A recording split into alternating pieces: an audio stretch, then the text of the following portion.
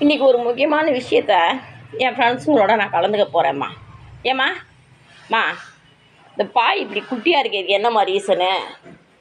ஏம்மா சொல்ல மாட்டியா? எல்லாமே சொன்னீங்கன்னா நல்லா இருக்கும். சரி, வந்து ஒன்றும் இல்லை ஃப்ரெண்ட்ஸ். எங்கள் அம்மா வந்து ஒரு நாள் நான் கடைக்கு போயிட்டு வந்தேனா, கடைக்கு போயிட்டு வந்ததுக்கப்புறம் பார்த்தீங்கன்னா பூரா அருவாமனையை வச்சு பாயை பூரா அரிஞ்சு எடுத்துட்டாங்க ஃப்ரெண்ட்ஸ். இங்கே பாருங்கள், அதோட அந்த செத்தை இது எல்லாமே பாயோட கோரைங்க தான். ஆக்சுவலி இது அள்ளி வச்சது நான் வேறு பர்பஸ்க்காக, சரி தோளம் புதுசாக போட போகிறோமே அந்த செடியில் போட்டால் மக்குன்றதுக்காக. இங்கே பாருங்கள், இவ்வளோ பெரிய மூட்டையுமே வந்து அந்த பாயோட கோரைகள் தான். அது ஒரு 1 கிலோ 1.5 கிலோ அளவுக்கு நான் அள்ளி வச்சுருக்கேன். பார்த்தா ஃப்ரெண்ட்ஸ், இப்போ வீட்டில் டெய்லியும் இதே பாருங்க, டெய்லியும் இதுலேருந்து கோரைங்க வந்து விழுந்துக்கிட்டே இதே பாருங்க, டெய்லியும் வந்து கோரைங்க வந்து இதுலேருந்து விழுந்துக்கிட்டே இருக்குது ஃப்ரெண்ட்ஸ். வீடு பூரா குப்பையாகுது.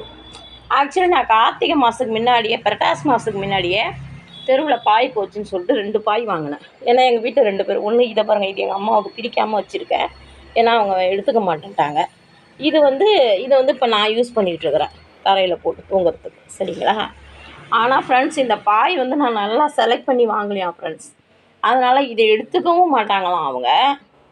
இந்த கந்த பாயிலே தான் கிடப்பாங்களாம் ஃப்ரெண்ட்ஸ்.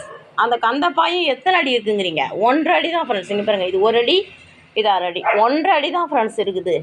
அதுலேயே படுத்துட்டு சில்லுன்னு இருக்கக்கூடாதுன்னு சொல்லிட்டு இப்படி பண்ணிகிட்ருக்காங்க ஃப்ரெண்ட்ஸ் எங்கள் அம்மா. அவங்கள என்ன செய்யுதுன்னு தெரியல ஃப்ரெண்ட்ஸ். நான் இதை பார்க்க இந்த பாயில் அவங்க கிடக்கிறத பார்க்க எனக்கு ரொம்ப ஒரு கஷ்டமாக இருக்கும். ஆனால் அவங்க அடுத்தவங்க கஷ்டம் என்னன்றதை புரிஞ்சிக்கவே மாட்டாங்க.